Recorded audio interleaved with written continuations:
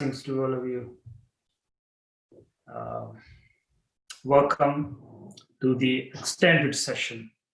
So we had 3 sessions, and then, in the flow of those sessions, and that's the beauty of life. We're learning from the flow.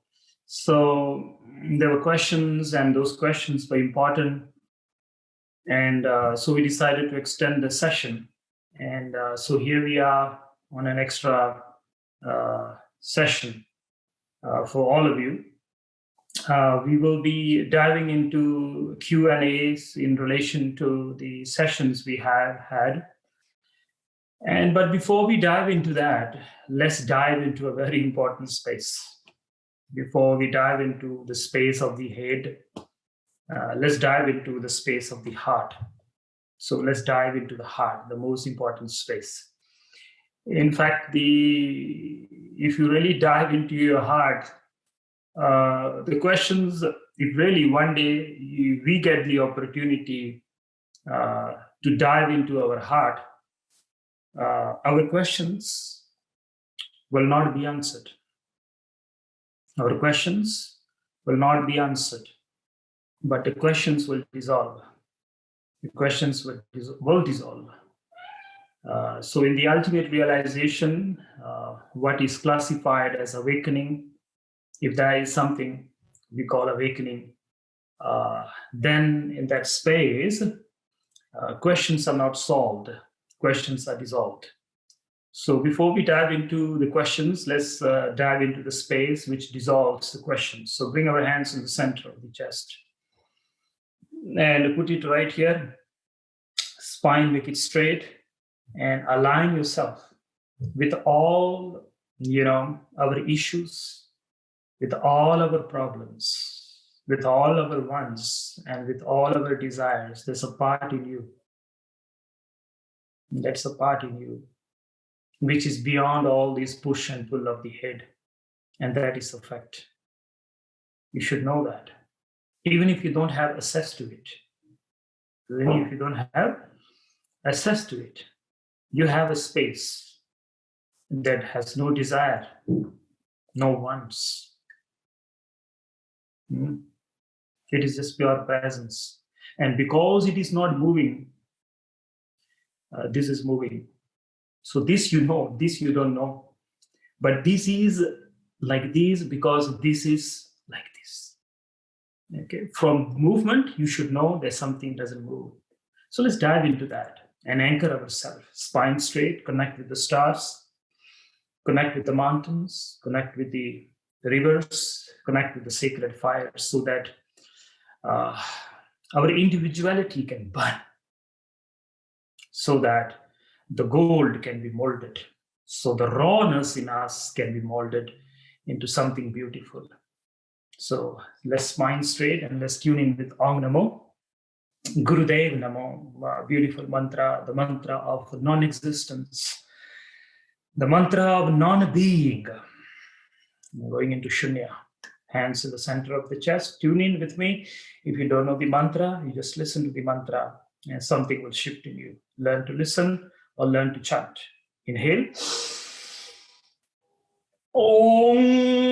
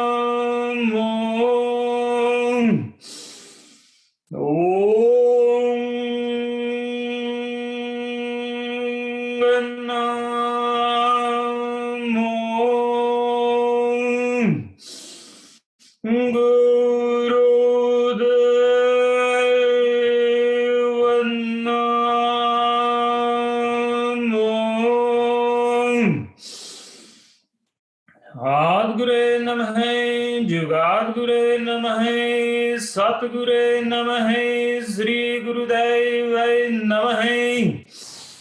Ad Guru Namaha, Jugat Guru Namaha, Sat Guru Namaha, Sri Gurudevai Namaha. Ad Guru Namaha, Jugat Guru Namaha, Sat Guru Namaha, Sri Gurudevai Namaha. And inhale and hold the sacred breath, the breath of the stars, and feel the radiance within yourself. And exhale. And one more time, inhale deep. And just hold the breath. And as you hold the breath, let this breath be the breath of the mountains. And feel the vastness and feel the anchoring of the mountains. Forget your smallness, forget your issues, forget your problem, forget your desires. Identify with the mountains, my friends. Identify with the sacred mountains, the Himalayas, and hold. And exhale.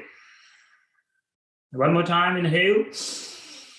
And let this breath be the breath of the oceans, the home of Narayana, the home of the divine, from where our existence came into being. Go back home. Go back home. Go back home. Hold. Feel the sacred waters. Feel the sacred waters within yourself. Activate the depth of your being. Activate the depth of your being. Hold the breath. Hold the breath. One who holds the breath holds life. And one who holds life becomes alive. And just hold and exhale. Beautiful. And please open your eyes. And I want you to start doing breath of fire with the Om out. Make a Om out. I've done this many times. This is just to open you up. This is just to anchor you so that energetically we can be connected. Physically, you are somewhere else and I'm somewhere else. And there's a distance. In the realm of energy, in the realm of the sacred space, there's no distance. That which is there is here, and that which is here is there, because there's only one space. You cannot say there are two spaces. There's only one universal space. So when we are in space, when we are in time, we are divided. You understand? When we are in the realm of time, we are divided. Because for time to exist, one point must be here, one point must be there. Okay? For time to exist, one point must be here, one point must be here. It can be as close as this, but still there's a distance, because realm of time, to measure time, you have to be here, and then the other side has to be there. And the sutra says, "Wahan tat jaiye ji ihana hoye." You only go there if it's not available here. And that is called the collective space. In the realm of the collective space, just the space in its wholeness, without the reference of time. You understand? Without the reference of time, space is space, and it's one universal space. There are no two spaces. So as far as space is concerned, we can be connected, and we are connected. So for that to exist, so that you and me share a sacred space, we are in the same womb. We are in the same womb. You are now somewhere else in another womb, I am in another womb. So it's called the Haranya Garbha. And let's connect with that. Om out, breath of fire, O, and breath of fire, you pump your navel. It looks something like this. Okay, eyes will be closed.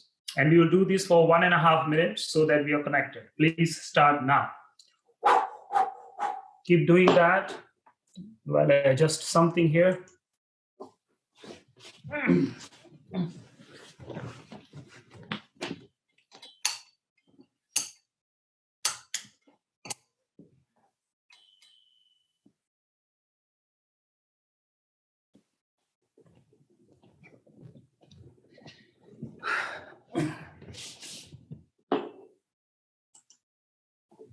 Keep up, keep up.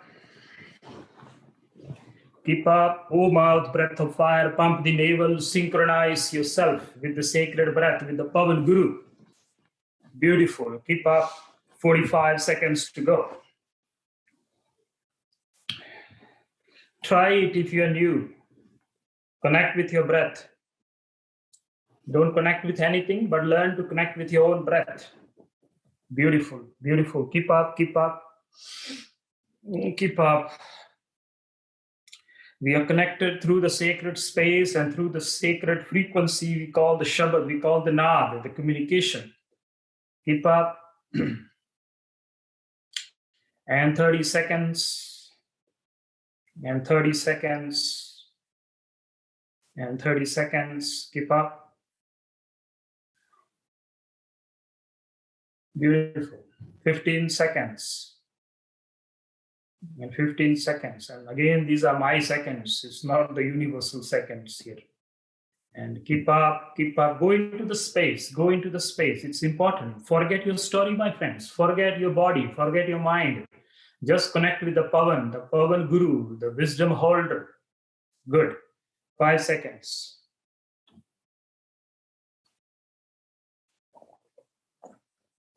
Okay, beautiful. O mouth, inhale. O mouth, exhale. O mouth, inhale. O mouth, exhale. Keep up. O mouth, inhale. O mouth, exhale. O mouth, inhale. And O mouth, exhale. O mouth, inhale. O mouth, exhale. Deep inhale and deep exhale. Bring the breath to your navel and throw the breath out from your navel. Beautiful. Keep up, keep up. Inhale deeply, O mouth. Exhale deeply, O mouth. Immediately inhale, immediately exhale. Cleanse the body, cleanse the body, cleanse the body. Cleanse the 72,000 nadis in the body. Keep up, keep up. Beautiful. Inhale and hold your breath, please. Hold your breath and please tighten your eyes. Tense your eyes. Tense your forehead. Tense your skull.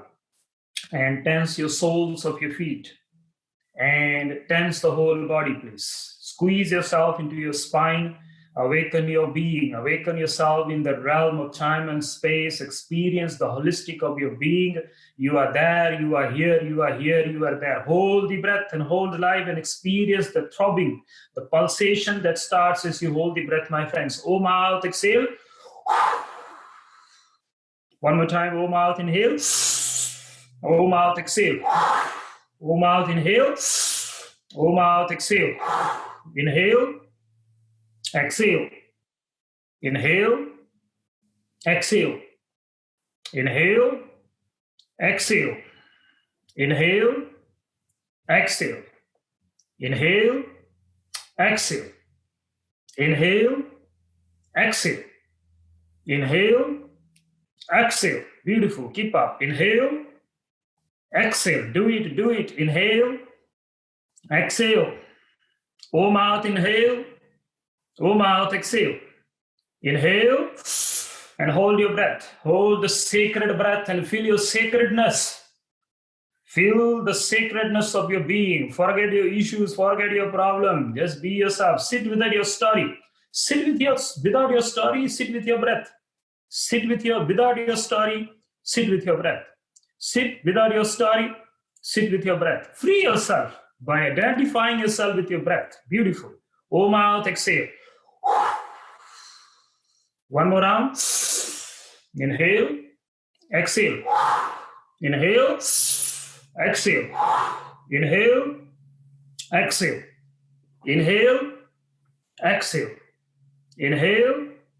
Exhale. Inhale. Exhale. Inhale. Exhale. Inhale. Exhale. Inhale. Exhale. Inhale. Hold. As you hold your breath, tense your eyes. This is where your memory, this is where your mind is in the awakened state. Beautiful. Become aware of your eyes, tense the eyes. For any medical reasons, you cannot do any of this. Just relax, tense your forehead, tense your skull. And apply Mulband if you know, and tense your soles of your feet and squeeze your body, tense your body, squeeze yourself to your sacred spine.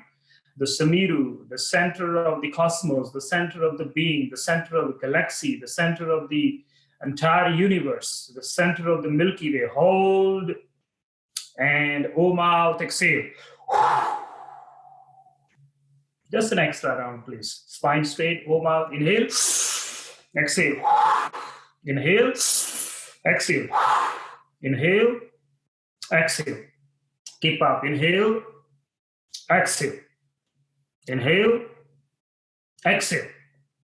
Inhale, exhale. Inhale, exhale.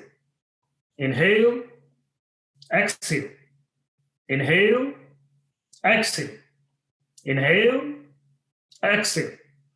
Inhale, exhale. Inhale, exhale. Inhale and hold the sacred breath. And hold the breath. And tense your eyes, tense your forehead, tense your skull, tense your skull, tense your shoulders, tense your shoulders. Lift your chest, lift your chest, lift your chest, lift your chest, lift your ribcage. Lift your ribcage, free yourself, lift your ribcage, lift your consciousness. That's what it stated in the past.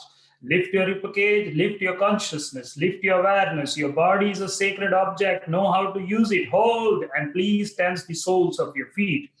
And now tense the whole body, squeeze the whole body and bring your awareness into your spine, into the Shushmana, the Shmana. Hold and exhale. Exhale. Sit still, don't move. Don't move. Become aware of the pulse of life. Become aware of the sensations in the body. The body has become alive. The mind has become alive. You have become alive. Feel the aliveness that the breath brings in as a gift. The breath brings in the gift of life, but you were caught in the prison of your head. The breath constantly bloomed the flowers within your being, but you were caught in the head. Simple science, simple tools. That's all. Beautiful. Sit for an extra 15 seconds. Don't move the body, because when the body moves, the eyes moves.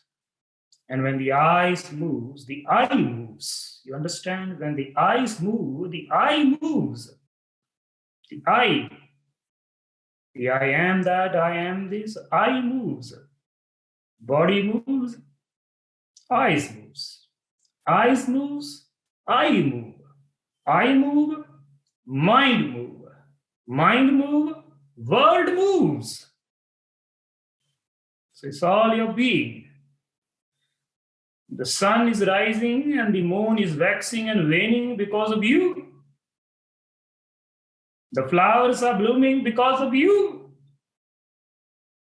The oceans are whirling because of you. The self, the pure self, which is identical to the divine. Sit, don't move. The Sufis, they mention, जब खुद को ढूंढता हूं मैं तो तुझको पाता हूं. जब तुझको ढूंढता हूं मैं तो खुद को पाता हूं. When I went to find God, I found myself. And when I went to find myself, I found God. Sit. How I wish in the near future we could just sit like this for 1.5 hours. We call it sit with a yogi. Sit with a yogi. Now we're in the session called Ask a Yogi. So we need to respect that. So please open your eyes. Those of you, the eyes are closed. In the future, we will have sit with a yogi and we can sit like that for 1.5 hours. But today is Ask a Yogi. So we have Ask a Yogi. So if you have any question in relation to the previous sessions we have had, and through the grace of the Guru and the guidance of the beloved Master, we shall sit and we shall contemplate and we shall dive into the space of the heart. So here we go. The first question, please. the first question. This question that's been asked for many sessions that we will finally receive the answer to, which is the name of the female deity that you spoke of in the first session of the Immunity with Breath. Yes. You know what? The other day, when this question was asked, through Devi Kiran, I think somebody asked it. I never knew, I never mentioned a name. I thought I mentioned a name. I went back and I saw I actually never mentioned a name. It's not that I never mentioned a name. Know this very clearly. It's not that I did not mention the name. She did not mention her name on that day. That's why we call them living sages. These are the living sages of the Himalayas. If you look it from here, I forgot to mention it. If you look at it from here, she did not want to be revealed on that day. So she wants to be revealed today, and that's the first question. She's a beautiful sage, and there are 3 female sages in the Vedas. Vedas are written by the masculine energy. And there are 3 sages who are in the female body.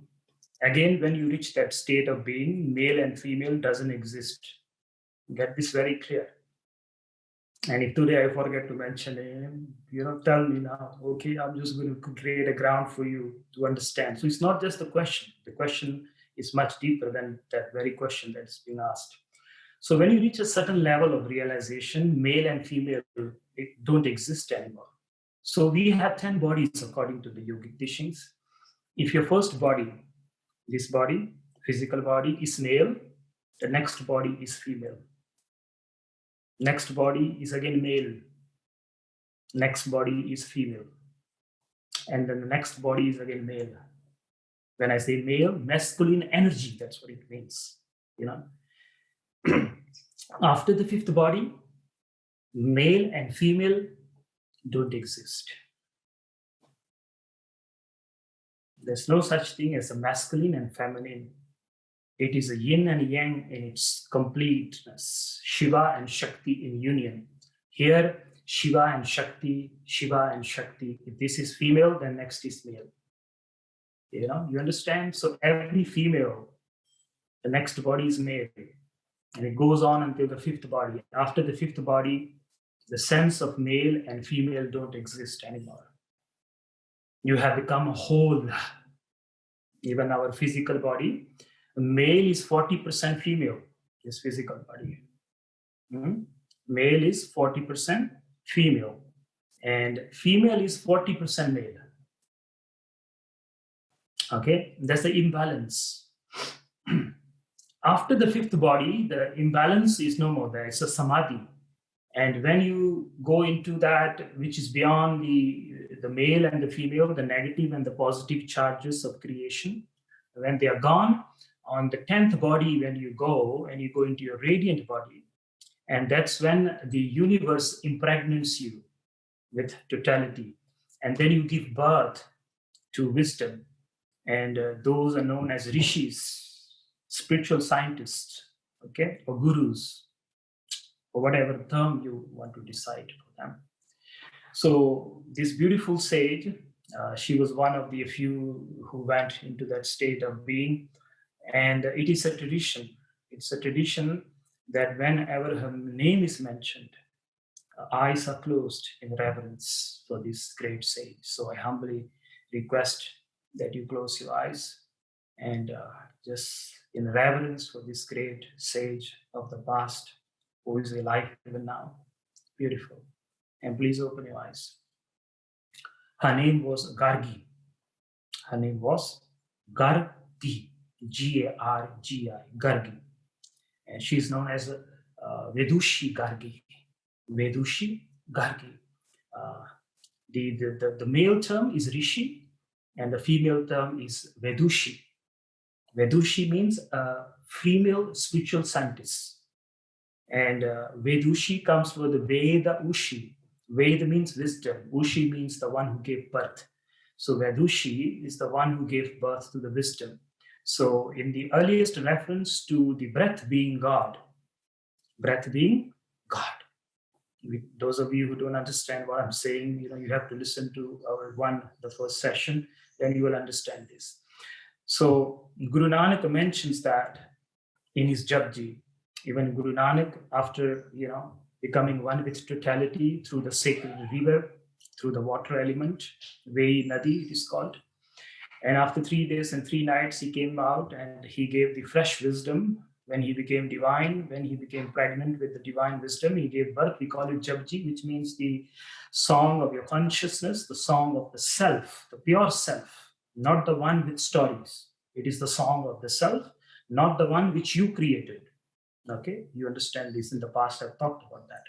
There is one which you created, there is one which the divine created. So that divine without the story, the divinity in you, that very self called Aham, not the Ahamkar. I've talked about that also. So Guru Nanak, when he received that wisdom, towards the end, he called it Salok. Salok. Sa means infinity. Sa means infinity. Lok means dimension. The one dimension which contains infinity is called Saloka. So in that essence, Saloka, the first word is a Pavan, Guru. So the breath is Guru, the breath is divine, breath is God. So the first reference to the breath being divine was given by Gargi. The first reference to God, not there. God, not there. God here. Okay, so right here, God. And in fact, you know what? God is 10 fingers away from you. God is 10 fingers away from you because you are here. When you are here, God is very close. In the Quran, the scriptures of Islam, it's mentioned, it's closer than your breath vein when you come to the heart. Okay, and even in the 6 scriptures, it is it's closer than your breath, but the whole world is finding for the essence. So if you are in the head, it's 10 fingers away from you. So it's 4, 8, 10 here, because life starts here. There's a point here, I've talked about that, where the coming breath and the going breath merges. So here, coming breath is life, going breath is death. So as long as you are here, you are in the realm of life and death. Something is taking birth and something is dissolving. But there's a point here where the breath merges. When the incoming, outcoming breath becomes one, neither you are inhaling, neither you are exhaling. It happens for seconds, milliseconds. At that moment, it's called Shunya. And the sutra is Trasat Ungal Vai Audu Shunya Sach Ahar. Shunya, this is the point of Shunya. This is where God is. This is where life is taking birth, and this is where life is dissolving. But the moment you come out from here, you come into your breath, you recognize the divinity, the divine in the breath, you go into Shunya. So the first reference to the breath being God. Later on, God was exiled. As time went on, the dark ages came, God was exiled into paradise. We exiled him. We threw him away. You go away. We only want to meet you after death. But before that, God was a living being in you. So those was the times of Gargi, when God was in the fire, when God was in the rivers, when God was in the mountains, when God was seen in the blooming of the flower. Have you seen that? The blooming of the lotus flower, the blooming of the rose flower. Have you seen God there? So it's time we invite God back into a being. He has been exiled enough. We threw him away. So let's bring back, and that's the Aquarian age, and that's the age of the wisdom, and the age of Guru. And so she's Gargi. So she's one of the great sages, and she's known as the one who wears the sky. She is known as the one who wears the sky. She's known as Digambar. That's another title given to her, Digambar. And I can talk a lot about that. So Digambar, and she was sky clothed. She was clothed with the skies. It means she was so much dissolved. She was dissolved into totality. The whole ethers was inside. The Akasha was inside. And she has lost identity. That's why she became Vadushi. And I'm also reminded of a Sufi sage who have a very similar experience to that. So experience, I gave you references in the Guru's tradition. I gave you reference in the Vedic tradition. Let me give you a reference in the Sufi tradition. The Sufi tradition, a great sage by the name of Bayazid, he says a Mafi Mafi amamati illallah, mafi jumaati illallah. Okay, mafi amamati illallah, mafi jubbati illallah, which means under my robe, and under my turban. Or I will say behind my robe and inside my turban, there is nothing but God. That's the experience of Adushi, and that's why she is known as Dagambara, the one who wears the skies. So such was this beautiful sage. It's my privilege to share her name with you and reveal her to you. She's already revealed, just that this is an opportunity to share her name. So her name is Gargi, Vadushi Gargi. That's the way you give, in India, usually there's a title. Someone who is known is never mentioned just by his name. There's a reference given to that. Like Nanak, you never say Nanak, you say Guru Nanak, you say Sri Guru Nanak. Granth, you never say Granth, you say Sri Guru Granth. And Gargi, you never say Gargi. You either say Digambar Gargi, or you say Vadushi Gargi. The great spiritual female scientist Gargi, or Digambra, the one who wears the skies, Gargi. So that's the name. Blessings to you, Sadhana. Great. Thank you for that, Yogi Ji. The next question is prefaced with a statement. I have a problem during meditation where at some point my mind or myself wants something to happen. Question is, how can we detach ourselves from the result of meditation and sometimes even detach ourselves from the experience itself? This question is there because you have been trained to do that.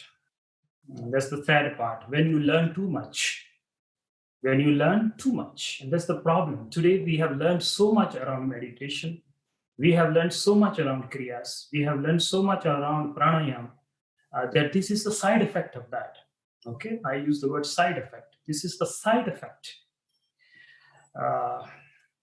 Every kriya, it will do for you, it will do that for you. Just imagine if you were just told to do it.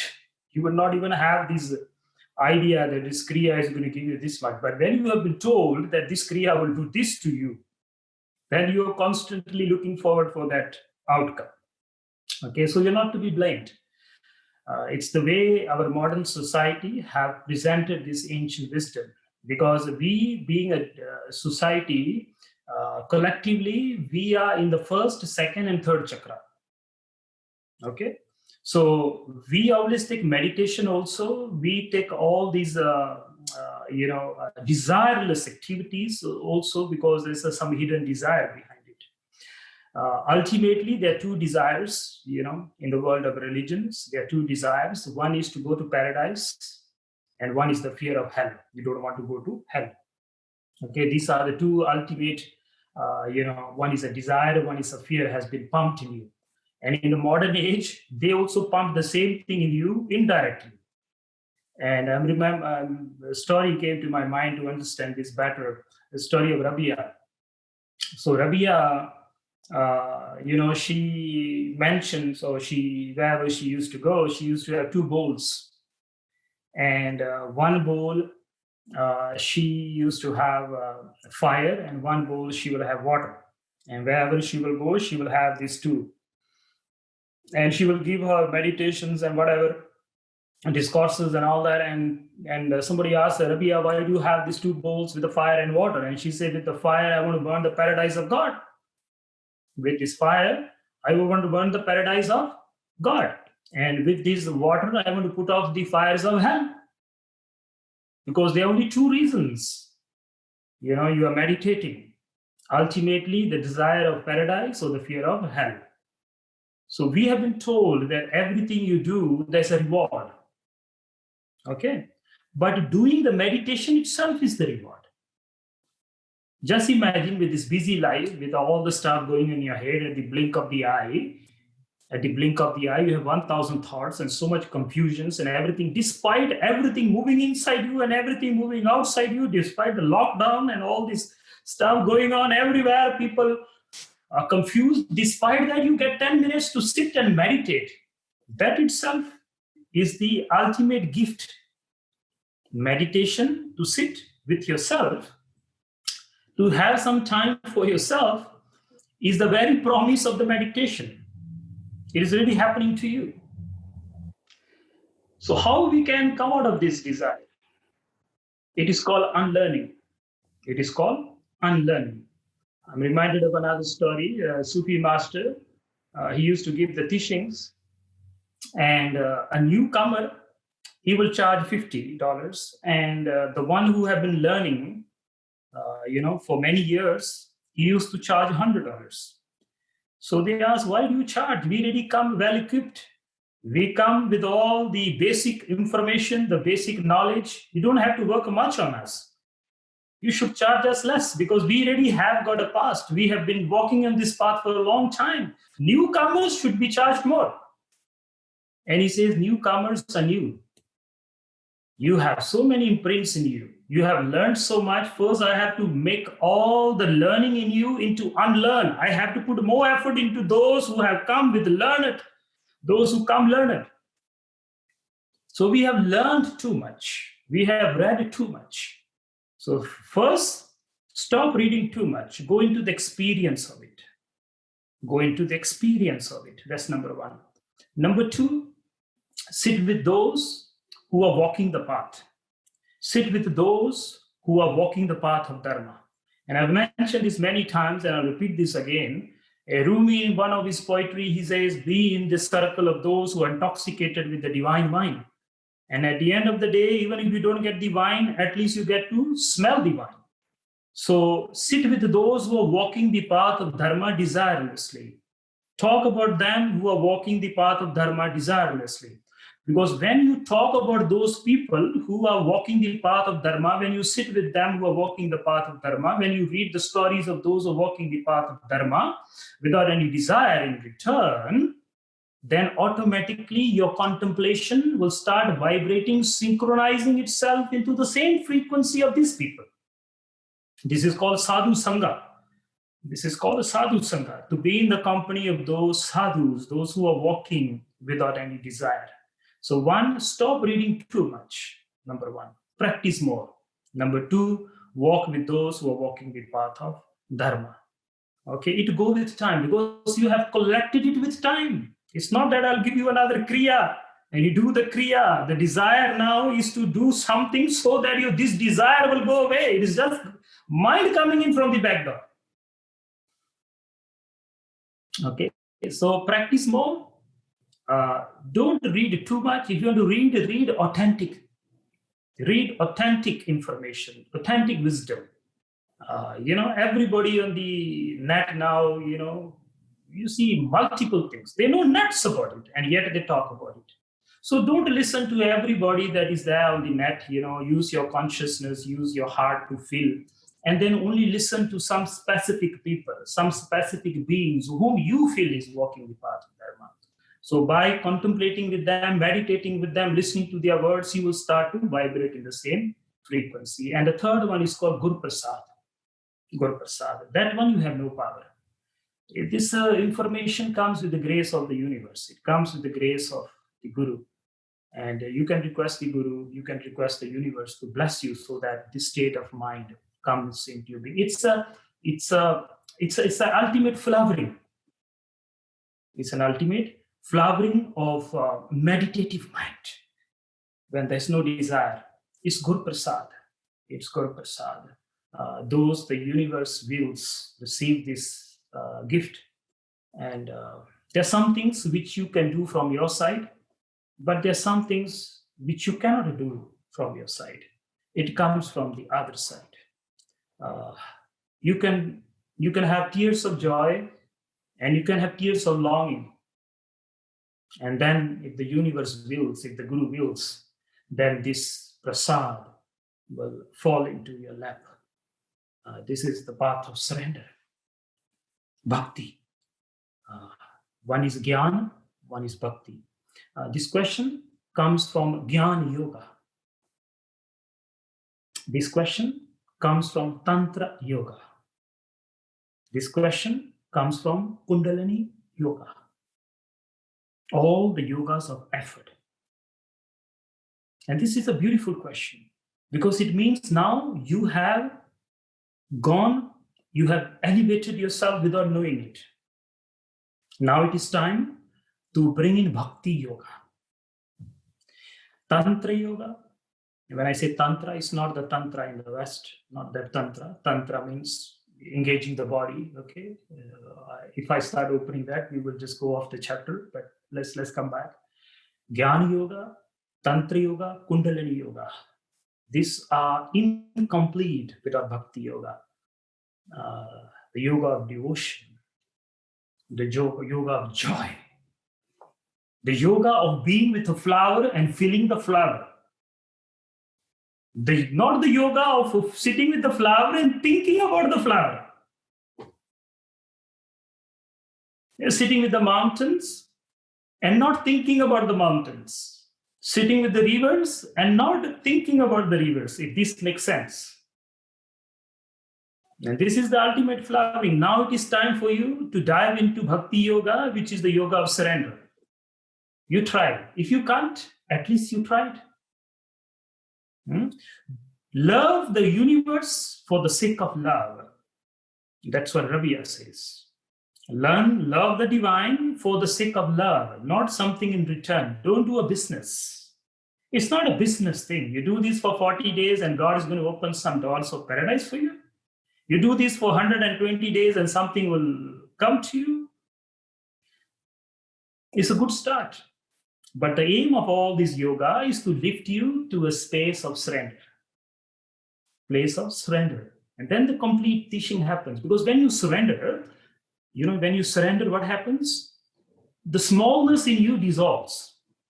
And sometimes you don't want to surrender. You know why? Because the smallness in you is too big.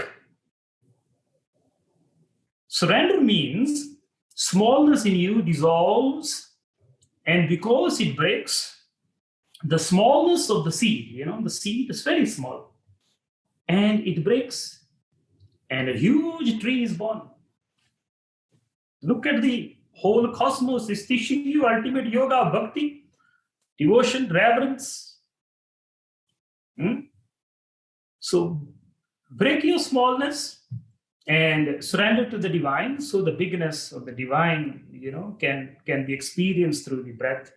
And coming towards the end of this question, the very meditation is the outcome or the promise of the meditation.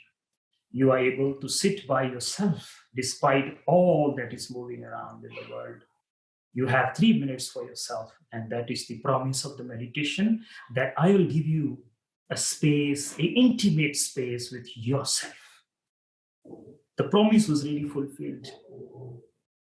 So recognize that and be thankful for that you were able to sit for 3 minutes. If the meditation says, something will manifest after 120 days, we don't know about that. But at least the meditation in subtleness promised you, I'll give you space for you. If you embrace me, I will help you to embrace yourself. Meditation says, if you embrace me, I'll help you to embrace yourself. If you hug me, I'll give you the possibility to hug yourself. And that is really happening. You're having time with your own breath. You're having time with your own tongue. You're having time with your own eyes. You're having time with your own hands. When you go into Gyan Mudra, you have time for your own self when the tongue is pulsating. You have time with your own self when you took the time to close the eyes. You have the time with your own self when you inhale. And that is the promise of meditation. Meditation means to come closer to yourself. And the word for meditation in Pali is vipassana. Vipassana. I know you have a different idea about vipassana, but vipassana in simple word means meditation. And vipassana means vipyasana. Vipya asana. Vipya means true self. Asana means posture. So bringing your posture to yourself, and that is the promise of vipassana, and that is the promise of meditation.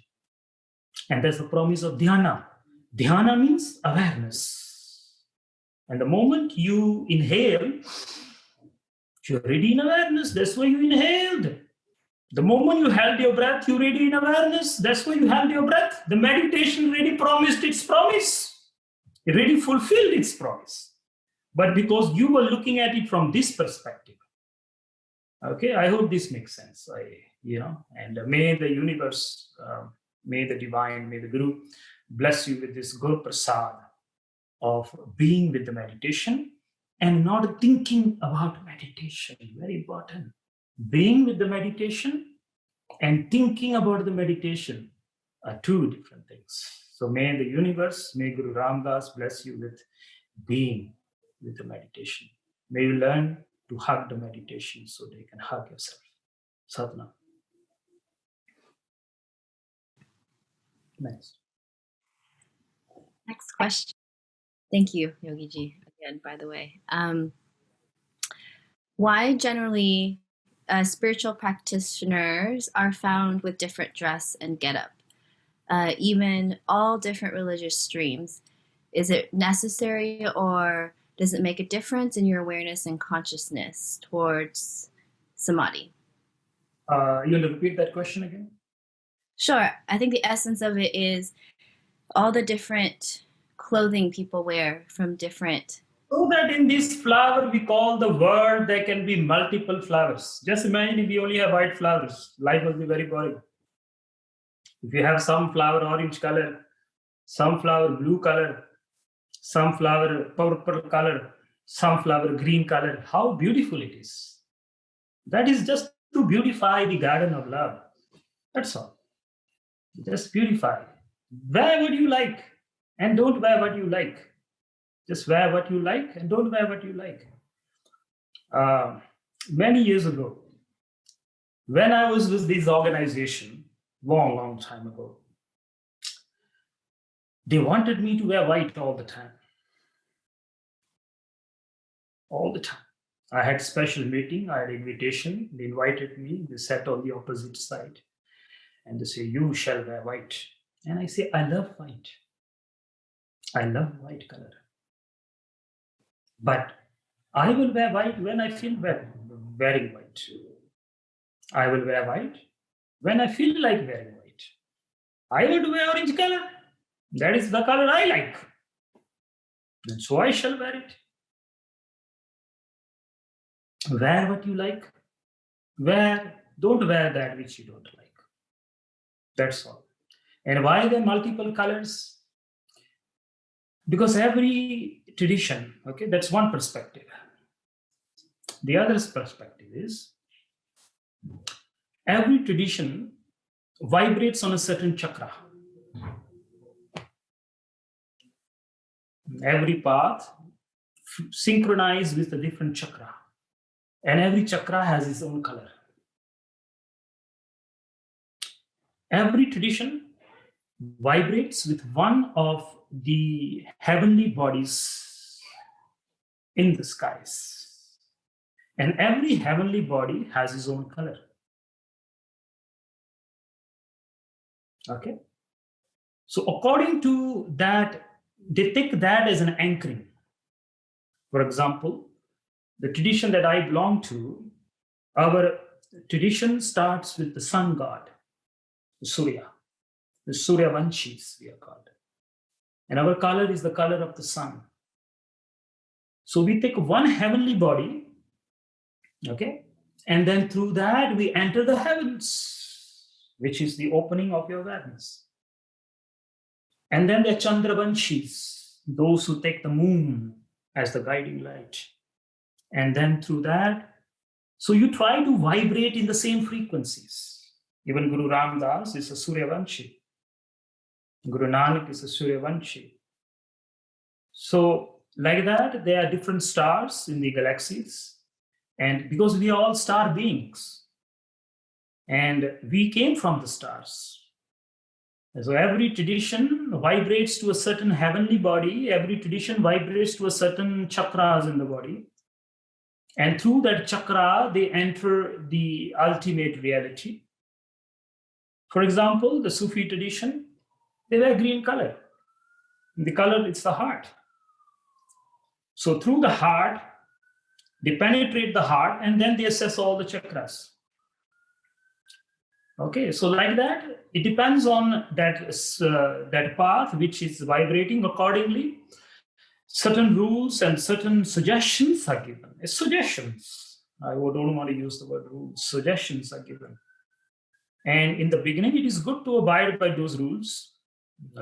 By those suggestions. Look at our language because we have been constantly bombarded with these rules again. But let's use the word suggestions. Let's start changing our language consciously. And accordingly, when you feel the flow and you go with it. So coming back to where I started off, wear what you like, don't wear what you don't like. And this is a beautiful garden of the cosmos, of the divine, and we need multiple colors and just to make a life beautiful. That's the other reason. Okay, Satna. Thank you. All right, next question. What are the sages' opinion about sexuality? How should a yogi live or manage sexuality and sexual life? Do sexual practices interfere with living a spiritual life? Well, if you're a householder, then there's a different perspective. If you're brahmachari, a celibate, then it's a different perspective. Again, where are you coming from? If you are a householder, then, you're supposed to do what you're supposed to do. And if you have renounced the world, then there's a different perspective to that. From the brahmacharya perspective, the whole idea to save the semen or to save your sexual energy is there. So there's this, in fact, Kundalini. What is Kundalini? We read about a Kundalini, we do Kundalini, we do all this stuff, we read about, talk about.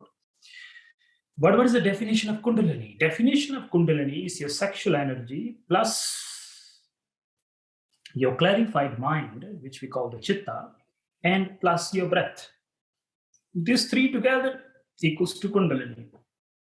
That's what Kundalini is. You've been told that Kundalini sits on the base of the spine. Okay, that's beautiful. But Kundalini is your breath.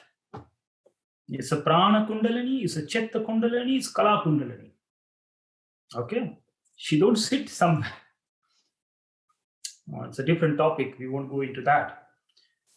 So the whole idea about awakening Kundalini, awakening your awareness, you have to preserve yourself at the different layers. So you exist at the level of the physical body, which is your sexual energy. And then there's the mind, the mental realm. That's your next layer. And that is the clarified mind. And then you have the breath, which is your energetic layer. So these three layers collectively is called Kundalini. So the whole idea about, taking in charge of the breath, taking in charge of what comes to your thoughts and the positive and the negative and the neutral and all that, and on the physical plane, preserving your sexual energy. So if you are brahmacharya, you have left the world, then there is a certain path, a certain way, a certain suggestions for you to evolve. But if you're not a brahmacharya, you are a householder, sex is part and parcel of life. And of course, if you do it excessively, you're just wasting your essence. So there's also some suggestions on how and what and when all that stuff comes along. So it's a beautiful topic. And I have talked a lot about this, those of you who have been with me, especially in my sessions and in my live classes. And I have talked a lot. So maybe if very soon we have time, we will put this up on our Making of a Yogi channel, and then the whole wisdom will be accessible. But in short, this is my answer to this question. All right, thank you, Yogi Ji. The next question is about, I know one of the live streams you spoke about the birthing process and how the soul would come out of the mother's womb. And there's a couple questions about what would it mean if they got a C-section or if their feet came out first. The other ways of exiting the womb. So there are rhythms in this world. There are rhythms. And this rhythm is collectively known as Nad or Shabad, the ultimate rhythm that is synchronizing itself with totality. Naam ke tare, sagle jant, naam ke tare, khand premand. The beautiful sutra. where everything is synchronized, where everything is in a rhythm. And on a very physical plane, we have, we have the seasonal rhythms, we have the cosmic rhythm, we have the gravitational rhythms. So like that, there are many rhythms. As we have evolved, we humans have come out of this rhythm. Okay? The animals are still in the rhythm. Because we have complicated our lives, Okay, I'm repeating, we have complicated our lives. We have now created complications when we are taking birth, and we have also created complications when we die. Okay. Everything else, if you look around, they're still in this rhythm. Still in rhythm. Still in Naad, still in Shabad. Totally synchronized. Everything in the nature is happening by itself. But we confused ourselves. We came out of the rhythm. And now the most two important ways, which is coming into existence and going out of existence. Because we complicated ourselves, we have complicated these two parts. In the past, it is mentioned, even I was reading this text long time ago, in the Himalayas, there's a tribe. In that tribe, when the woman gives birth, she goes to ecstasy. She don't have labor pains. She goes into ecstasy. She starts to laugh. Laughter. Because she's closest to God, When a woman is giving birth, and only a female body can have this experience. A male body is closest to God during enlightenment. And of course, female body, when she's enlightening, she's being enlightened or awakening is happening, she's also closer to God. But a woman has an extra chance to be closest to God. When the awakening happens, the auric field of the master, of the one who has experienced the awakening, extends to 25 miles. And in a natural birth, a woman's aura also extends to 25 miles. So what happens during the awakening happens during the birth. Because God is the Hiranyagarbha, the golden womb. And the representation of the golden womb is the womb of the woman. So when she's going through this process, she's closest to God. She's God.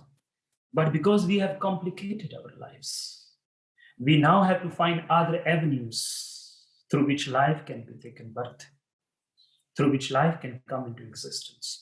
And not only birth, because we have disconnected ourselves with the universe, we also have complications when we die.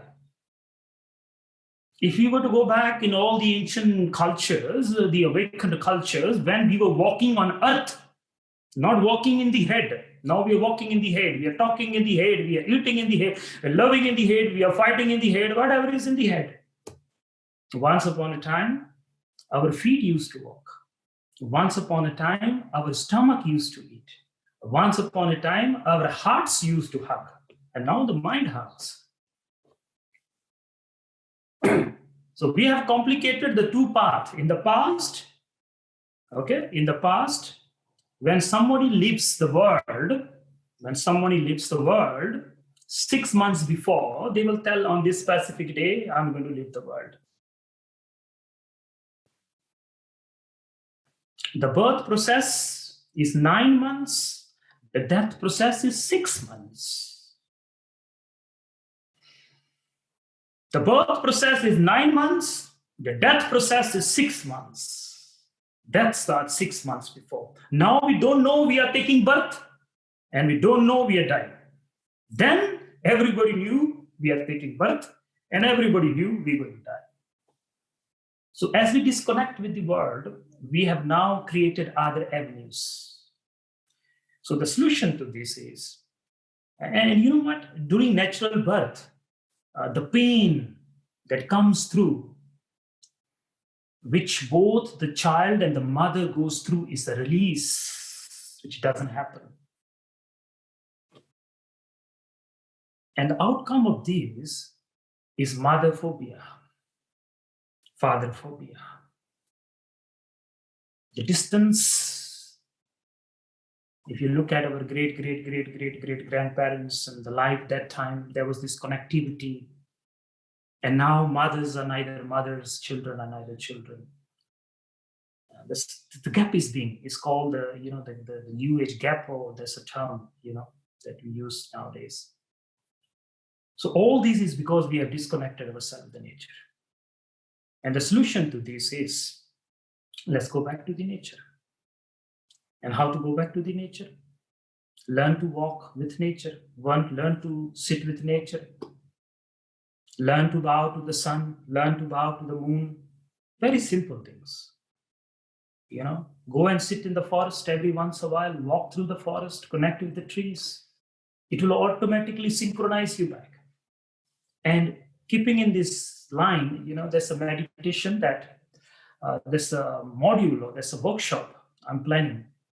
So next week, there is no session. And the following week, we are planning another Q&A, Ask a Yogi. And then the following week from there, we are, I'm going to start a beautiful module. And that is how to synchronize yourself, how to be in a rhythm, bringing back the rhythm of life. I'll teach you how to be in rhythm with your breath, in rhythm with your heart, in rhythm with the stars, in rhythm with the rising of the sun, in rhythm with the waxing and the waning of the moon, how to align. It will be a deep, very deep. I have not thought this before. This will be the first time I'll be sharing with you how to synchronize your heartbeat with the earth, how to synchronize with the first breath with the new moon. And then as the moon waxes and wanes, you extend your breath, you decrease your breath. It happens naturally, but bringing into awareness. How to synchronize back to the way the cosmos had us once upon a time. That you which was created by the cosmos and not the you that which you created by yourself. So going back into that space, the Hiranya Garbha, the womb, the golden womb, it will be a special, unique, very powerful, simple techniques, not complicated, simple techniques I'll be sharing with you. I'm also planning an ebook as well that will come along with that. And so that, keep out, make sure you sign in for that. So next week, there's no class. The following week, we're having Ask a Yogi. And the following week, we will start this session. It will be 3 or 4 days, depending on, how much information I want to share with you. So really synchronizing yourself with the rhythms of the universe, synchronizing yourself with the rhythm of the cosmos. How to go back. We have come out. How to go back. So those rhythms, I will be sharing that with you. But now coming back to the question, so some of the suggestions, simple suggestions, in that session, we will look deep into that. And other than that, coming to the end of this question, we are beings of evolution. And when certain ways we change, we do evolve, into the different ways.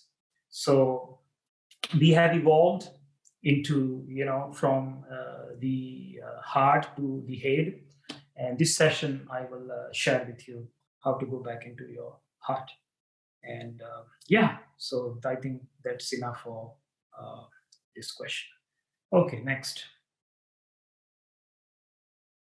I'm going to try to combine 2 questions into one here. Okay, with yoga practice, we may become more sensible about energies when facing people who have their projections or calamities to our objectives, and he advised to not feel affected or deviated. And along with that, I have someone asking about getting signs I'm sorry, go ahead. Repeat that, please. Sure. Basically, they're asking about protecting yourself from people that are projecting at you when, as we practice, we get more sensitive. And so how to feel not affected or deviated from one's path when you become more sensitive to external energies. Okay. And along that, I do have someone inquiring about her experience of getting messages from energies, whether that be numbers, and she's in confusion. Okay, the second question again, please. Yes, so she's receiving or I'm assuming it's she, it could be he, receiving information through numbers and energies, but is confused by what it means. So maybe guidance on how to discern what information is relevant and how to move forward when you receive messages such as that. Okay, so the first question, how to protect yourself as you become very sensitive. Okay, so these are there again suggestions. One of the suggestions of the past is mantra. Mantra is one of the greatest way to protect yourself as your field becomes sensitive. From sensitive space, you enter into sensory space and then into the sacred space. As you become more sensitive, and that's one of the reasons why in the past the yogis, after opening up a certain amount of awareness, will run up into the mountains. They will go and hide in the caves. And in the past, there's some yogis who will never have anybody in their presence. There are yogis who will stay at least 1 meter distance from anybody. Now in coronavirus, everybody's staying 1 meter, but it is there in the yogi writing as well. These yogis will never allow anybody to come into the 1 meter of their presence, and that is because of the aura. So they have become so sensitive, even if somebody walks through the aura, they catch up something. And that sensitivity, when it comes to you, it comes with a lot of practice. So don't be afraid if this is your first year or second year. It takes at least 8 to 10 to 12 years to really go into that sensitive space. So don't be afraid. And by then you'll be well equipped. And if you're not well equipped, you can always ask a question. We will still have Ask a Yogi. So now, coming back to this question, those of you one day will experience it. So it's a very simple thing. One of them, the greatest gift is the gift of the mantra, the gift of the Shabad, the gift of the Naam. As long as your vibrations are synchronized with some higher vibrations. So Naam Shabad is the ultimate cosmic frequency. Naam ke tare, sagle janta, recited this. Naam ke tare, khan payment. That's the rhythm. That's a rhythm which is in synchronization with everything that is. So that rhythm is called Shabad. The rhythm is called Naam. And when you start to uplift yourself, then all these chakras and every sensitive space in you opens up. Take the shelter of the Shabad, and the Shabad or the mantra will synchronize you with the ultimate frequencies. And over here, however powerful that frequencies or negative space or negative, whatever you think, you assume it to be, has no power when you are vibrating on a very higher frequency. So the first shelter is the shelter of the Shabad. Make sure you have a Naam, you have a Shabad, you have a mantra with you. That is your personalized mantra. We call it the Prana Sutra. That sutra, that sound which have entered, which have embedded itself in the coming and the going of the breath is called Prana Sutra. Any mantra of your choice. So if you have received it from a teacher or guru or whatever, or you have taken the Khalsa vows or Sikh vows or whatever, you will receive a mantra. And if you have not done that, then I'm sure the universe will reveal to you your mantra, however that may be. If you have reached a certain level of awareness, the universe's responsibility is to give you the mantra. So the first one is get your mantra and then start reciting a mantra to the extent that you can hear the frequencies of your mantra. It's embedded in your Naam is embedded in the breath. It becomes a Prana Sutra. Another term for this is called the Guru Mantra. So it's your Guru Mantra.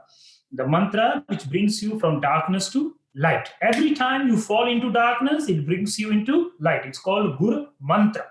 Guru Mantra. Mantra from darkness to light. So first thing is take the shelter of the mantra. Never step out of your house without chanting the mantra. Never step into your house without chanting the mantra. Never sit in your car without chanting the mantra. Never come out. So every activity that you do, initiate it with the rhythm of the cosmos. Okay? So your every activity becomes divine. And even if somebody has this negative stuff thrown onto you or whatever you feel, most of this is we assume it to be, So you will be protected. That's number one. Number two, you can do, which is very, on a lower level, this is the highest thing you can do. On a lower level, you can wear anything iron on the body. Wear anything iron on the body, or, metal, especially iron.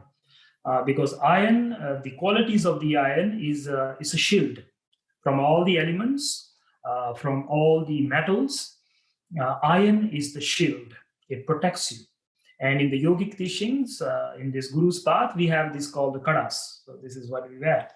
So you wear the iron shields, you are totally protected. When you wear this kadas, okay, this is called the Dharma Chakra, the Chakra of Dharma. You are in the womb of Dharma. Wherever you go, you are in the womb of Dharma. It has inwombed you. It has encapsulated you. It has hugged you. You are in the field of the pure iron. It's called the Sarbaloho. And Sarbaloho is another name for the cosmos. So you are protected by the cosmic vibrations of the divine all the time.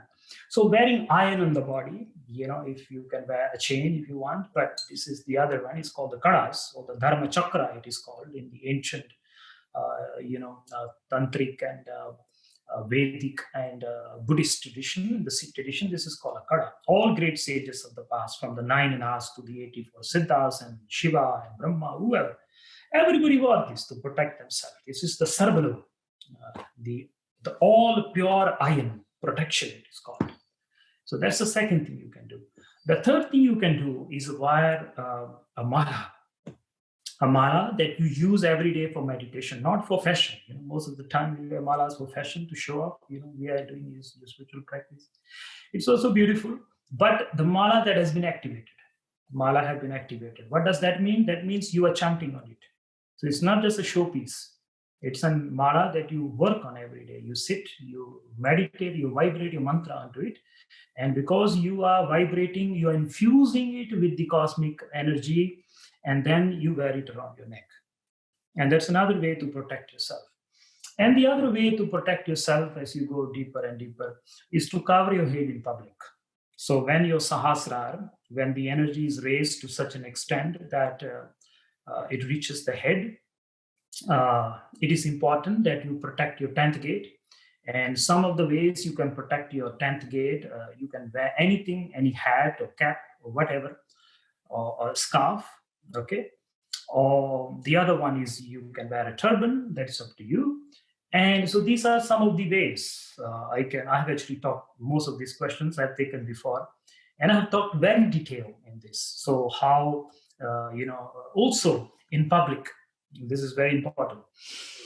Also in public, whenever you feel any negative thing around you, approaching you, or whatever, in your own world, so most of it, as I mentioned, is our own hallucination. But again, to come out of the hallucination, taking the sun finger, okay, the sun finger, the ring finger, and putting it on the thumb. It's called the Surya Mudra, the seal of the sun. So this activates your aura. It magnifies your aura. So this is another thing you can do in public. Always walk around with like this. You don't have to show people. It is just like that. You're walking around and you're communicating. So these are some of the things you can do to protect yourself, although there's a long list. This should be good enough. Mantra is the highly suggestion for what you are going through. And the next question was, what was the next question? It's about receiving messages through numbers or outside influences. So is this in a positive way or it's in another way? It sounds like this person's in confusion. So receiving information through numbers and other ways, right? Yes. So as you open up, just like if you know this space, you can touch this space, Like that, as you go into the realms, the other realms, so the different realms, there's a realm of colors, there's a realm of smell, there's a realm of yantras, shapes, and it goes on like that. I may have talked about it somewhere, the process of death and the process of birth. So when you are born, okay, let's just dive a bit into this. Although I know we have a lot of questions, so don't worry. Next week there's no session, but the following week there's another Ask a Yogi, so your questions will be answered. So just I won't go too deep, although this is a beautiful question, but just a bit. And so the birth process, when you are born, first you are in emptiness, you're in shunya. In the mother's womb, you are in shunya. Okay, get this very clear. Shunya.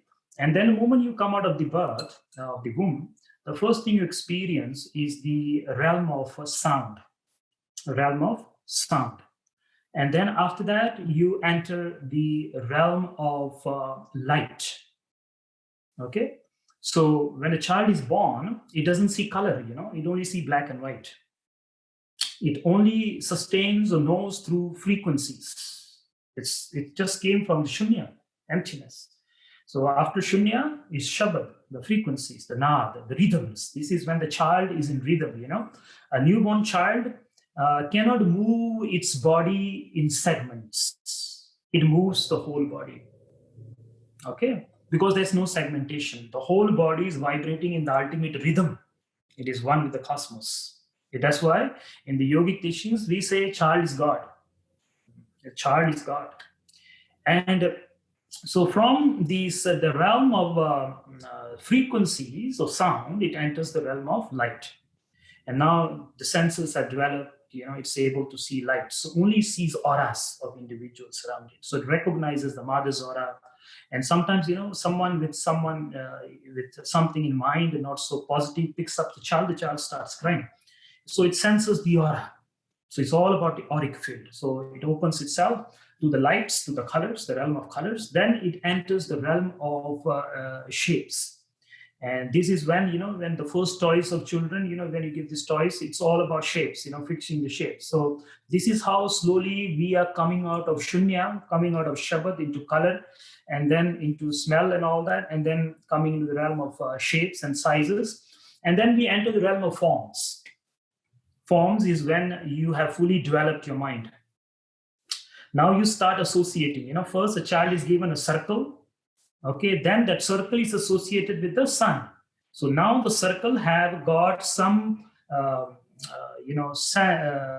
cognitive connections. So first it's just a circle. Now the circle has become a sun. You have given meaning to the form.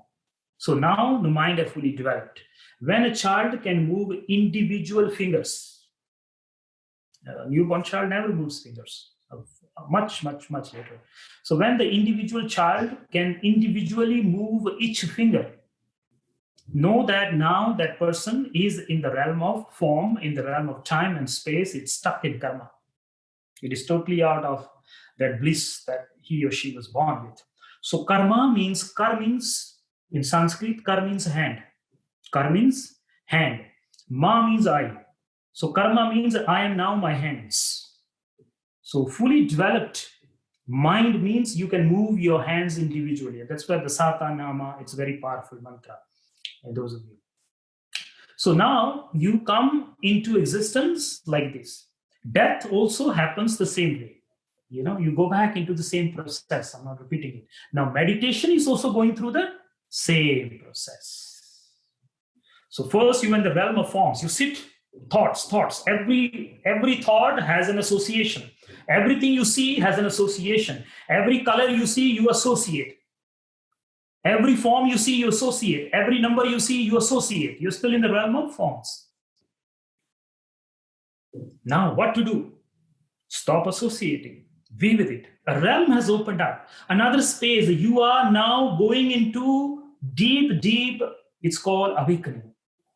The way you took birth and the way you die and the way you go back into yourself, knowing the true self, you have to tear these layers.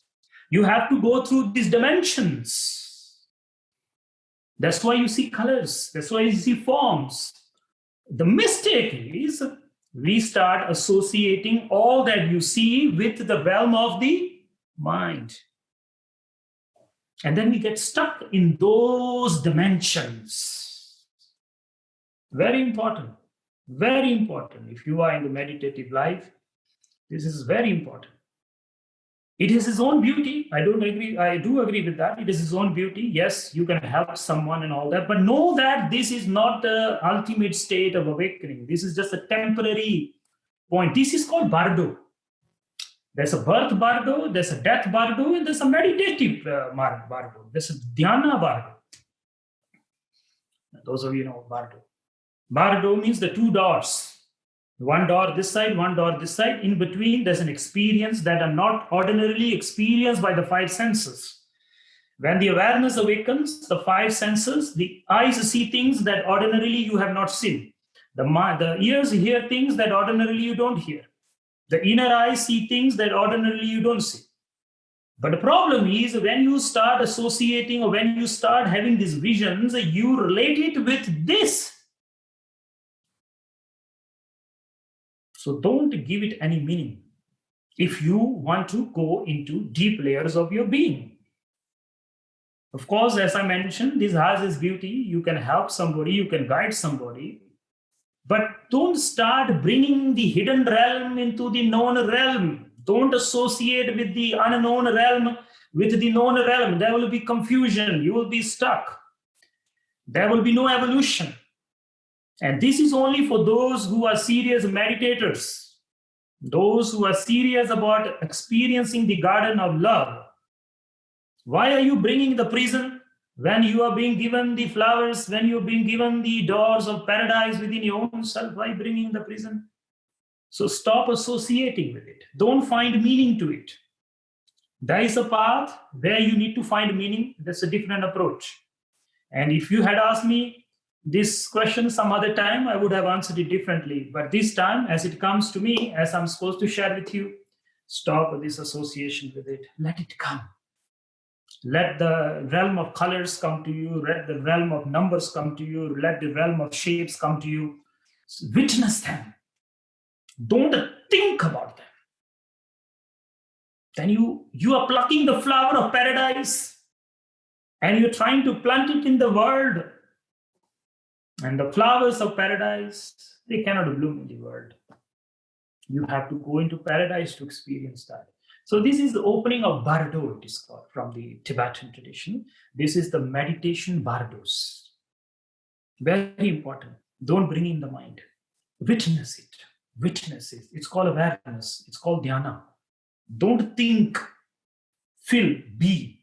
And that way, ultimately, you will come experience yourself. And once you experience yourself, all this you can assess anytime. Because now you know the way, you can come and go. Ordinarily, we get stuck in this. And in the known world, we call them healers, we call them psychic readers. It has its own beauty, nothing against them. But I'm just sharing you the truth as it is. Blessings to you. Thank you. Last question, please. Okay, I have a few technical questions about the physical practice. The first one I'll go with, I know this is supposed to be the last question. Curling the tongue and pressing at the upper palate. What point on the upper palate do we curl the tongue and press? And what's the science behind it? Many of the Ask a Yogi, I have answered this number of times. It just means you have not subscribed to Making of a Yogi YouTube. So first thing, go and subscribe to Making of a Yogi YouTube. That's the first thing you must do, because these answers are there. There are a lot of Ask a Yogi. When you listen to them again, the answer is there in detail. In short, this is called the Kechari Mudra. And the Kechari Mudra means the Mudra of the skies. It is to enter paradise. That's why you apply this mudra. It is to enter the paradise of yourself. Not the paradise of God, the paradise of yourself. So there are 5 mudras which has to be applied. Kechari, Bhujari, Chachari, Unmani, and Gochari. The sutra is the Chechar Buchar Chachri Unman Lang Buchar Bana. It is written. I'm not just creating this up. It is very important that I share that also.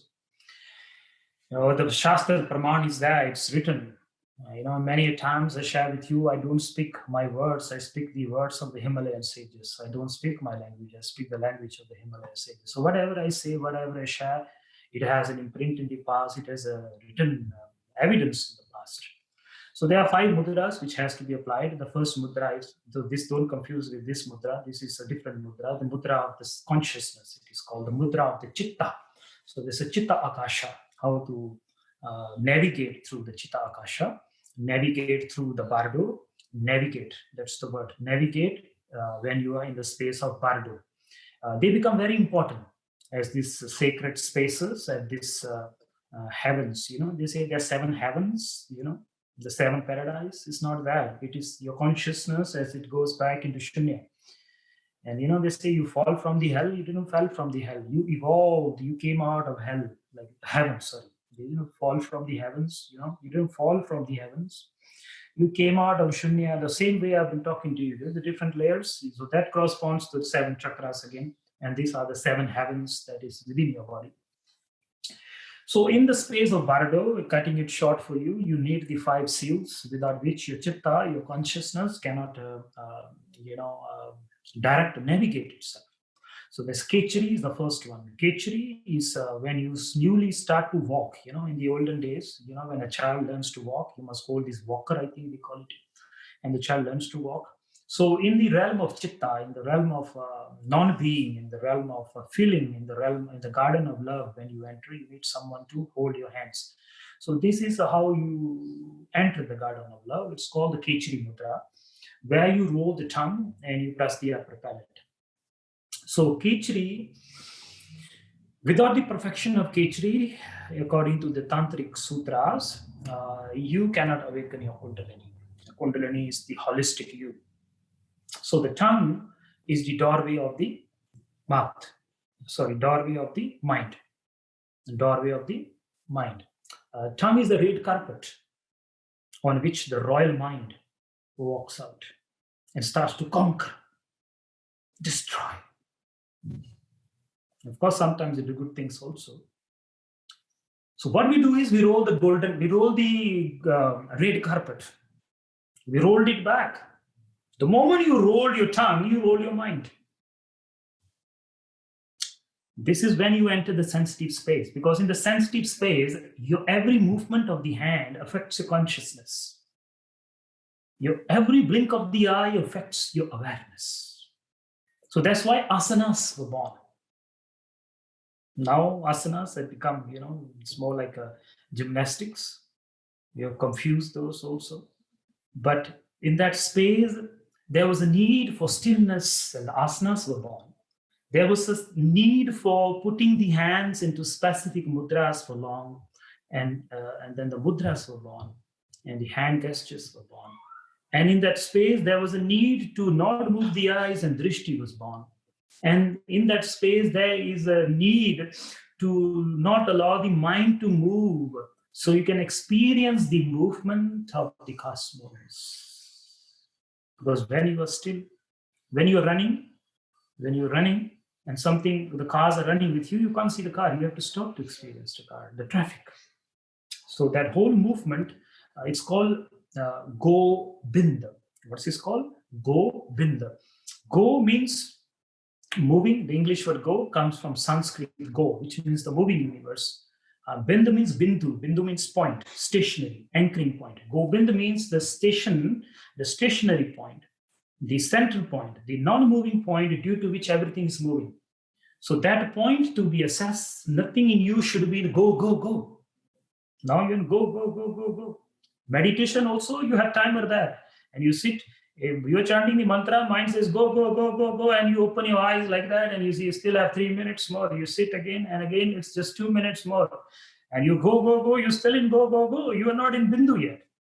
So in that space of ultimate anchoring, awakening, where you can see the whole movement of the cosmos, things that you have never seen, colors you have never seen, things you have never felt, things you have never heard, to experience them in its totality, the sages of the past, taught us how to anchor ourselves. And one of the anchoring point is called the Khichdi. So you roll the tongue, you roll the mind. And there are 3 points in the body, in the mouth. The upper palate of the mouth corresponds to the dome. The dome of your mouth corresponds to the dome of the cosmos. So every star there has a corresponding point in the dome of your mouth. Jo Brahmanda, so Ipinda. Whatever is in the cosmos is inside you. So the tongue touches these 3 points, 3 main points. When the tongue touches behind the teeth, that's an option. Okay, and so this again, when individual people come to me, I give it a different way, but this is just for everybody. So this is general information I'm giving you. It has to be modified according to the person sitting in front of you. So this is general knowledge, general information. So when the tongue is rolled and you press behind the teeth, okay, that is called a Chandra Khichdi. That creates coolness in your body. Again, in deep meditations, a lot of psychic heat and all that stuff, I've talked about that, is called the Yoga Agni, the fire of Agni, the fire of yoga, which burns your karma and all that. So to neutralize that, you apply this. So if your body is very heated during meditation, you apply that.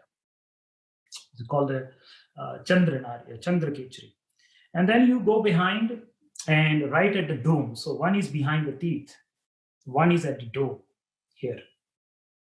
Okay, dome. So that's touching the dome. Like, the tip of the tongue touches here.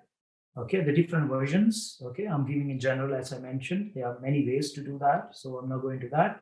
And then you have the dome, touch the dome, and that is called the Agni Khichdi. Agni Khichdi.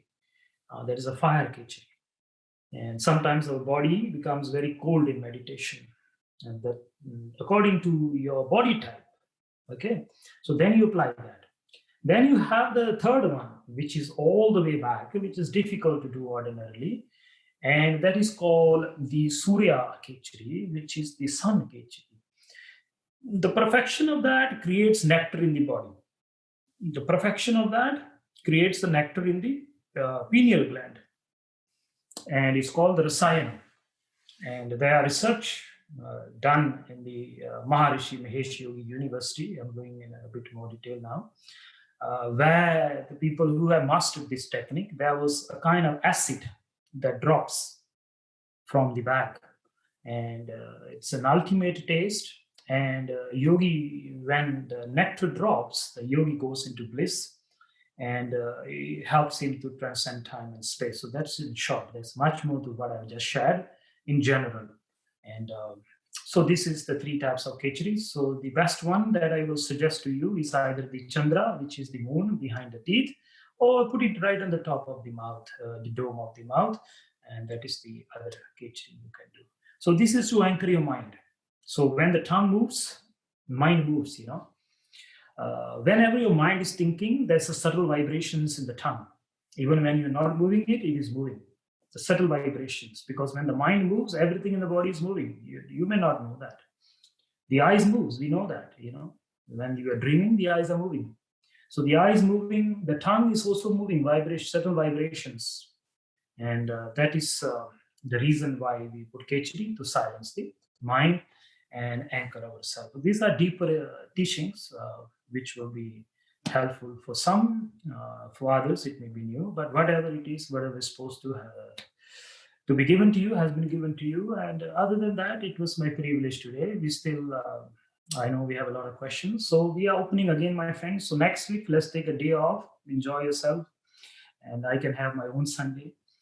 And the following Sunday, we may shift it either to Saturday or Sunday. We will keep you updated. We will have another Q&A. So stay in touch. Make sure you're in the mailing list. And those of you on the Facebook with me, please sign up for the mailing list on yogiamandeepsingh.com, yogiamandeepsingh.com. And also subscribe for the YouTube channel where we will upload all this stuff, which you can come back and see again and again and again. So next week off, the following week, we will have another Q&A, Ask a Yogi. And the following week, by then, we will have a beautiful session where we will dive into one of the very rare, very simple, in fact, I will say this, that if you've been doing yoga for 20 years, if you're doing yoga for 15 years, you have been doing all this just to receive that. And I'm not selling this program. Be very clear on that. And so you should sign up. We will teach you some of the very simple, rare secrets, synchronizing yourself with the sun, with the moon, and all in the breath. So this is bringing breath onto next layer, really. The birth process, the death process, and the meditative process. Most of us, we meditate, but we don't know what meditation is. We teach meditation, yet we do not know what meditation is. So really what meditation is, there's a time when you can enter into meditation. There are times when you can't enter into meditation. All this is very important. So blessings to you. It was my privilege today to share this sacred space with you, and may Guru Ramdas bless all of you with health, wealth, and prosperity, and the highest gift, and that is to fall into the garden of love. And Satnam and Devi, Kiran, if you have any announcements, please, now is your turn. I was on mute. Thank you, everyone. Thank you, Yogi Ji, so much. If you didn't get your questions answered, and some of the more personalized questions, unfortunately, this might not be the best platform for those kind of questions. But don't worry, Yogi Amandeep offers spiritual counseling sessions that are personal and unique to you. So that's a great opportunity for you to ask the more specific, individualized questions. And if you'd like to schedule a session with him, please email support@makingofayogi.com. Other ways to stay connected besides the YouTube channel, which is Making of a Yogi, that's the name of the channel, is following Yogi Amandeep on Facebook or Instagram. And his handle on Instagram is @Yogi Amandeep Singh. And all those places, we try our best to post the latest offerings. And lastly, if you're in a place to make a donation, I did put up a link on the side chat there. You can do so at PayPal me Making of a Yogi, or through our email address, which is universaltree108@gmail.com, I believe. Other than that, thank you so much, and I'll pass it back to you, Yogi Amandeep. Yes, so before we go, we started off with, despite all our confusion, despite all that is happening, there's a space in you that doesn't move. It's called the go, Binda. Go, Binda. Even if you have not accessed to it, even if you have not yet assessed it, even the idea, or even this concept that, yes, there is a space in me, should bring you into joy. You have not assessed it yet, but one day you will assess it. Surely you will assess it, because it is your true nature. A day will come when you will go back home. You will know your home. And a story before we go came to my mind. The story of the Buddha. In his previous life, when he was not yet enlightened, he met a Buddha. So Buddha, in his previous life, when he was not yet a Buddha, he met a Buddha. And our Buddha, the Shakyamuni Buddha, he was not yet enlightened. He bowed to the enlightened Buddha. And the Buddha bowed back to him. And he said, "Why did you bow back to me? I bowed to you because you're enlightened." And the Buddha said, "Now you are not, but one day you will." And that is what. One day, with all our problems, with all our issues that we think the world is coming to an end. And we think that is happening, this is happening. Despite all this, a day shall come when all the glory shall be mine. And I will say, Guru Ramdas, it is not mine, it is thine. So the great words of the great sages of the past, may all of you be blessed, so that one day you will come out of these confusions. You will come out of all this, which is dragging you away from your true being. And sadhana.